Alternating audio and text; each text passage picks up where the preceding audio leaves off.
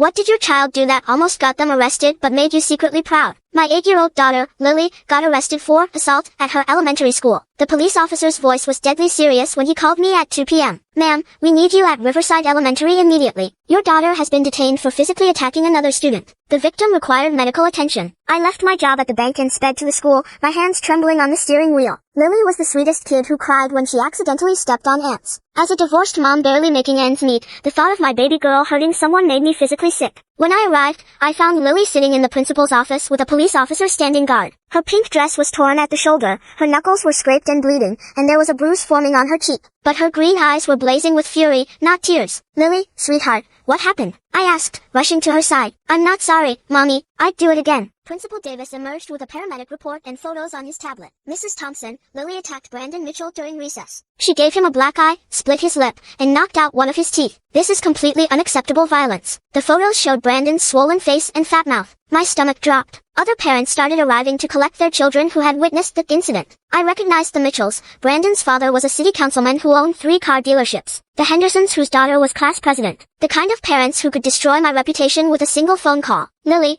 I need you to explain what Brandon did to make you so angry, I said, kneeling beside her chair. She looked up at me with those fierce eyes that suddenly reminded me of my own mother. Mommy, you know how Sophie Chin is in my class? I nodded. Sophie was the quiet girl whose dad had died in a car accident last year. Brandon found out that Sophie's mom works 3 jobs and they live in that tiny apartment behind the gas station. Principal Davis looked uncomfortable. Children sometimes share personal information inappropriately. Brandon started calling Sophie trailer trash and charity case in front of everyone. Lily's voice was getting stronger, angrier. Yesterday he brought his dad's old iPhone to school and took pictures of Sophie's worn-out shoes and backpack. He was going to post them online and tag everyone in our class. I felt my blood pressure rising. What did you do, baby? I told him to stop. I told him Sophie's dad died protecting people as a firefighter and her mom works harder than anyone. Lily's hands clenched into fists. But Brandon laughed and said poor people deserve to be embarrassed. He said his dad told him that some families are just better than others. The room was dead silent now. Principal Davis was staring at his hands. Then what happened? Brandon shoved Sophie down and took a picture of her crying on the ground. He said he was going to make a meme out of it. Lily looked directly at the police officer.